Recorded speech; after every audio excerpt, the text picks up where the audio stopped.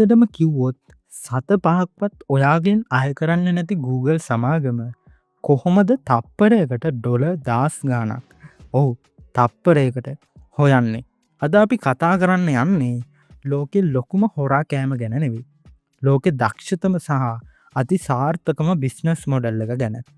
මේ වීඩියෝ එක බලලා ඉවර වෙද්දී ඔයාට තේරෙයි ඔයා Google එකට ගෙවන්නේ සල්ලි වලින් නෙවෙයි. ඊට වඩා ගොඩක් වටින ඔයාගේ පෞද්ගලික ජීවිතයෙන් කියලා. හලෝ යාළුවනේ. කොහොමද ඔයාලට? අපි හැමෝම උදේ ඇඳෙන් නැගිට්ට වෙලාවෙ ඉඳන් ආයෙත් නිදා ගන්නකම්ම අපේ ජීවිතයට බද්ධ වෙලා තියෙන දෙයක් තමයි Google කියන්නේ. නොදන්න පාරක් හොයාගන්න අපි Google Maps පාවිච්චි කරනවා. සින්දුවක් අහන්න නැත්නම් මේ වගේ වීඩියෝ එකක් බලන්න YouTube එනවා. ඔෆිස් එකේ වැඩවලට ඊමේල් එකක් යවන්න Gmail පාවිච්චි කරනවා. මේ හැම දෙයක්ම අපිට ලැබෙන්නේ ෆ්‍රී.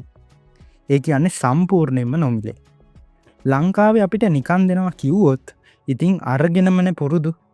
හැබැයි ඔයා කවදා හරි විනාඩියක් නැවතිලා කල්පනා කරලා තියෙනවද මේගොල්ලෝ මේ තරම් අති විශාල පද්ධතියක් නඩත්තු කරගෙන ලෝකෙ පුරාම සුවිසල් ඩේටා සෙන්ටර්ස් දාගෙන දහස් ගාණක් ඉංජිනේරුවන්ට පඩි ගෙවාගෙන අපිට මේවා නිකන් දෙන්නේ ඇයි කියලා.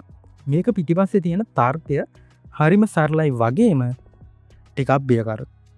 ඒ වගේම මම වීඩියෝ එක අන්තිමට ඔයාලට පෙන්නනවා Google එක ඔයා ගැන දන්න දේවල් ඔයාටම බලාගන්න පුළුවන් රහස් ලින්ක් එකක් ගැන. ඒ නිසා අනිවාර්යයෙන්ම වීඩියෝ එක ස්කිප් නොකර දිගටම රැඳිලා ඉන්න. පළවෙනි කාරණාව. අන්තර්ජාලයේ තියෙන රන්මානයක් තමයි if you are not paying for the product you are the product. ඒ කියන්නේ ඔයා මොකක් හරි සේවාවකට සල්ලි ගෙවන්නේ නැත්නම් ඇත්තටම එතනදි විකිනෙන්නේ ඒ භාණ්ඩය හෝ සේවාව නෙවෙයි. ඔයාමයි. දැන් හිතන්න අපි කඩේකට ගිහින් සබන් කෑල්ලක් ගන්නවා කියලා. එතනදී අපි තමයි පාරිභෝගිකයා. සබන් කෑල්ල තමයි භාණ්ඩය. අපි සල්ලි දීලා සබන් කෑල්ල ගන්නවා. ගනුදෙනුව ඉවරයි. හැබැයි Google එකේදී මේක සම්පූර්ණයෙන්ම කන පිට ගහනවා. Google එකේ සැබෑ පාරිභෝගිකයෝ අපි නෙවෙයි. එහෙනම් කවුද? ඒ තමයි ඇඩ්වර්ටයිසර්ස්ලා. එහෙමත් නැත්නම් දැන්නේම් කරුවෝ. තමන්ගේ බඩු විකුණා ගන්න ඕනෑ කරන ලොකු කුඩා ව්‍යාපාරිකයෝ. එතකොට එතනදි විකුණන භාණ්ඩය මොකක්ද? ඒ තමයි අපේ අවධානය සහ අපේ දත්ත. මේක හරියට නිකන් ලොකු සල්පිලක් හරි කානිවල් එකක් හරි වගේ. Google එක කරන්නේ ලස්සන පාක් එකක් හදලා. ඒ කියන්නේ YouTube, Google Search, Maps වගේ දේවල්. අපිට නිකන් ඇතුළට එන්න දෙනවා. අපි මේ පාක් එක ඇතුළේ සෙල්ලම් කරද්දී විනෝද වෙද්දී වටේ ඉන්න කඩකාරයන්ට ඒ කියන්නේ ඇඩ්වර්ටයිසර්ස්ලට Google එක කියනවා මෙන්න බලන්න මගේ පාක් එකේ මිලියන ගාණක් සෙනග ඉන්නවා. ගෙවනවා නම් මම මෙයාලට ඔයාගේ බඩු පෙන්නන්නම් කියලා. හැබැයි මේක ඔය පත්තරයක හරි ටීවී එකේ හරි යන සාමාන්‍ය දැන්වීම් පෙන්වනවට වඩා ගොඩක් දියුණුයි වගේම භයානකයි. ඇයි? ඒක තේරුම් ගන්න නම් අපි යන්න ඕනේ අපේ දෙවැනි කාරණාවට. දෙවැනි කාරණාව තමයි data collection. එහෙමත් නැත්නම් දත්ත එක්රැස් කිරීම. Google එක ඔයා ගැන දන්න දේවල් ඇහුවොත් ඔයාට හිතා ගන්නවත් බැරි වෙයි. ඔයාගේ අම්මටත් වඩා සමහර විට ඔයාගේ බිරිඳටත් හෝ සැමියටත් වඩා Google එක ඔයා ගැන විස්තර දන්නවා. කොහොමද එහෙම වෙන්නේ? හිතන්න ඔයා උදේ නැගිටලා Google search එකේ ගහනවා හොඳටම බර අඩු කරගන්න ක්‍රම කියලා. ඊට පස්සේ Google Maps දාගෙන ළඟම තියෙන ජිම් එකකට යනවා. දවල්ට කෑම කන ගමන් YouTube එකේ බලනවා හෙල්දි කෑම හදන හැටි ගැන වීඩියෝ එකක්. මේ හැම දෙයකින්ම Google එකේ තියෙන ඇල්ගොරිතම ලොකු ප්‍රොෆයිල් එකක් හදනවා ඔයා ගැන. මේ මිනිස්සයා දැන් බර අඩු කරගන්න යන්නේ. මෙයාගේ වයස අවුරුදු 25යි. මෙයා ඉන්නේ කොළඹ අවට. මෙයාගේ ආදායම් මට්ටම මේ වගේ. ඔයාගේ ලොකේෂන් එක, ඔයා සර්ච් කරන හැම වචනයක්ම, ඔයා බලන වීඩියෝ මොනවද? ඔයා නිතරම යන තැන් මොනවද? ඔයා පාවිච්චි කරන ෆෝන් මොඩල් එක මොකක්ද? මේ හැම දෙයක්ම මේගොල්ලෝ එකතු කරනවා. ලංකාවේ ඉන්න දක්ෂම කපු මහත්තයෙක්වත් මේ තරම් විස්තර හොයන්නේ නැහැ මනපාලයක් ගැන. දැන් ඔයාලට ප්‍රශ්නයක් එනවා ඇති මේ තරම් දත් එකතු කළා මෙයාලා මොනවද කරන්නේ? ඇයි මේවා මෙච්චර වටින්නේ කියලා. අන්න එතන තමයි මේ බිස්නස් එකේ සැබෑ මැජික් එක හැංගිලා තියෙන්නේ. තුන්වෙනි කාරණය ටාගටඩ් ඇඩ්වර්ටයිසිං. එහෙමත් නැත්නම් ඉලක්ක ගත දැන්නේ. මේක තමයි Google එකේ සල්ලි උල්පත. ඉස්සර ටීවී එකේ ඇඩ් එකක් දැම්මොත් ඒක බලන්නේ කවුද කියලා හරියටම කවුරුවත් දන්නේ නැහැ. පොඩි ළමයෙක්ට කා ඇඩ් එකක් යන්න පුළුවන්. වාහන ගන්න උනන්දුවක් නැති කෙනෙක්ට වාහන ලෝන් ඇඩ් එකක් යන්න පුළුවන්.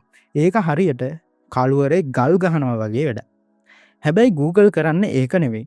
මතකද අර අපි කලින් කිව්ව බර අඩු කරගන්න හදන කෙනා. දැන් අර ජිම් එකේ අයිතිකාරයා හරි ඩයට් කෑම විකුණන කෙනා හරි Google එකට සල්ලි දීලා කියනවා මගේ මේ ඇඩ් එක කොළඹ අවට ඉන්න බර අඩු කරගන්න උනන්දුවක් තියෙන වයස 20ත් 35ත් අතර අයට විතරක් පෙන්වන්න කියලා. Google එකට මේක මහා කජ්ජක්ද? එයාලා ගාව මිලියන ගානකගේ ඩේටා ලෑස්ති කරලා තියෙනවා. ටක් ගාලා ඔයාගේ ෆෝන් එකට ඔයා YouTube බලනකොට හරි සර්ච් කරනකොට හරි අර ජිම් එකේ ඇඩ් එක එවනවා. ඔයා ඒක දැකලා පුදුම වෙලා හිතනවා අම්මට සිරි මම මේ ජිම් එකක් හොය හිටියේ. මේ තියෙන්නේ නියම තැන කියලා. ඔයා ඒ ලින්ක් එක ක්ලික් කරලා ගිහින් සල්ලි ගෙවනවා. ජිම් එකේ අයිතිකාරයාට ලාභයි. මොකද එයාට හරියටම බඩු ගන්න කෙනෙක් හම්බුණා. ඔයාටත් වැඩේ හරි. හැබැයි මේ ගනුදෙනුව මැද ඉඳන් කිසිම මහන්සියක් නැතුව ලොකුම කුට්ටිය කඩාගත්තේ කවුද? ඔව්. ඒ තමයි Google. මේ විදිහට ලෝකෙ පුරා මිලියන ගාණක් ව්‍යාපාරිකයෝ තමන්ගේ බඩු විකුණා ගන්න, පාරිභෝගිකයෝ හොයා ගන්න Google එකට දවස ගානේ ඩොලර් බිලියන ගණන් පූජා කරනවා. 2023 අවුරුද්දේ විතරක් Google එකේ සම්පූර්ණ ආදායම ඩොලර් බිලියන 300කට ගිට්ටුයි. ඒ කියන්නේ ලංකාවේ මුළු ණයබර වගේ කීප ගුණයක්. ඒකෙන් 80%කට වඩා ආවේ මේ කියන ඇඩ් වලින්. හරි. දැන් ඔයාට හිතෙන්න පුළුවන් අපට සිරි එහෙමද? එහෙනම් මම අද ඉඳන් Google search කරන්නේ නැහැ. වෙන මොකක් හරි එකක් පාවිච්චි කරනවා කියලා. හැබැයි යාළුවනේ එහෙම ලේසියෙන් මේ දැලෙන් ගැලවෙන්න බෑ. මොකද Google එක හදලා තියෙන්නේ නිකන් apps ටිකක් නෙමෙයි. මේකට කියන්නේ ecosystem එකක් කියලා. හතරවෙනි කාරණය තමයි මේ ecosystem trap එක. ඔයාගේ ෆෝන් එක Androidද. ඒක අයිති Google සමාගමට. ඔයා ඉන්ටර්නෙට් යන browser එක Chromeද. ඒකත් Google. ෆොටෝස් සේව් කරන්නේ Google ෆොටෝස් වලද. ඊමේල් එක Gmailද. Google සමාගම මීට අවුරුදු ගානකට කලින් Android මෙහෙයුම් පද්ධතිය සල්ලි දීලා අරගෙන ලෝකෙ පුරාම තියෙන Samsung, Xiaomi වගේ ෆෝන් කම්පැනි වලට නිකම්ම පාවිච්චි කරන්න දුන්නා. ඇයි ඒ? යාලට පිස්සුද ලොකු ගාණක් දීලා ගත්තු දේවල් නිකන් දෙන්න. නෑ. යාලා දැනගත්ත අනාගතේ තියෙන්නේ මොබයිල් ෆෝන් වල කියලා. අද ලෝකෙ බිලියන 3කට වඩා මිනිස්සු අතේ තියෙන Android ෆෝන් වලින් තප්පරෙන් තප්පරයට Google සර්වර්ස් වලට දත් යනවා. ඔයා කොහේ ගියත් මොනවා කළත් එයාලා දන්නවා. ඒ විතරක් නෙමෙයි මේ සර්විස් එකකට එකක් ලින්ක් කරලා තියෙන්නේ. ඔයාගේ ෆොටෝස්, කන්ටැක්ට්ස්, ඊමේල් ඔක්කොම තියෙන්නේ මේක ඇතුලේ. ඔයාට එකපාරටම මේකෙන් අයින් වෙලා වෙන එකකට යන්න හරිම අමාරුයි. මේකට බිස්නස් ලෝකේ කියන්නේ ඉකෝසිස්ටම් ලොකින් කියලා. මේ රත්තරන් කෝඩුව ඇතුලේ අපි හැමෝම හිර වෙලා ඉන්නේ හරිම සතුටින්. දැන් අපි එනවා පස්වෙනි කාරණාවට. මේක ඇහුවම ඔයාට තේරෙයි මේ ටෙක්නොලොජි එක කොච්චර දියුණුද කියලා. මේකට කියන්නේ රියල් ටයිම් බිඩින්. එහෙමත් නැත්නම් තප්පරෙන් පංගුවකදී සිදුවන වෙන්දේසිය කියලා. ඔයා Google එකේ මොනවා හරි සර්ච් කරලා එන්ටර් බටන් එක ඔබලා අර ප්‍රතිඵල ටික තිරේ පෙන්වන්න ගත වෙන මිලි තප්පර ගාන ඇතුලේ ලොකු ඩිජිටල් යුද්ධයක් යනවා කියලා ඔයා දන්නවද? හිතන්න ඔයා සර්ච් කළේ buy shoes in Colombo කියලා. ඔයා එන්ටර් කරපු ගමන්ම ලංකාවේ සපත්තු විකුණන කඩකාරයෝ හිතන්න බාටා, DSI නැත්නම් පොඩි ඔන්ලයින් shops අතරේ ඔටෝමැටික් වෙන්දේසියක් යනවා. එක කඩයක් කලින්ම Google එකට කියලා තියෙන්නේ මම ඩොලර් 750ක් දෙනවා මගේ ඇඩ් එක පෙන්වන්න. අනික කියනවා මම ඩොලර් 1ක් දෙනවා. වැඩිපුරම ගාන දෙන ඒ වගේම ඔයාගේ ඩේටා වලට හොඳටම ගැලපෙන කෙනාගේ ලින්ක් එක තමයි ඔයාට මුලින්ම පේන්න උඩින්ම දාන්නේ. මේ ඔක්කොම වෙන්නේ ඔයා ඇහිපිල්ලම් ගහන පමාවට. හිතලා බලන්න තප්පරයකට ලෝකෙ පුරා සර්ච් කී කෝටියක් වෙනවද?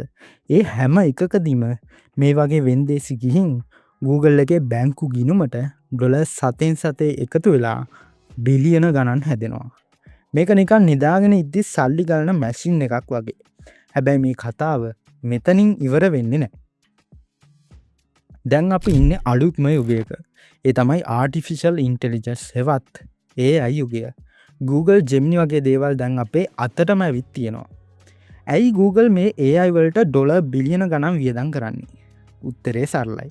අපේ ඩේට තවත් හොඳින් තේරුම් අරගෙන අපිට තවත් ලං වෙන්න. ඉස්සර අපි සර්ච් කළේ වචන කෑලි වලින්. දැන් අපි AI එකත් එක්ක කතා කරනවා.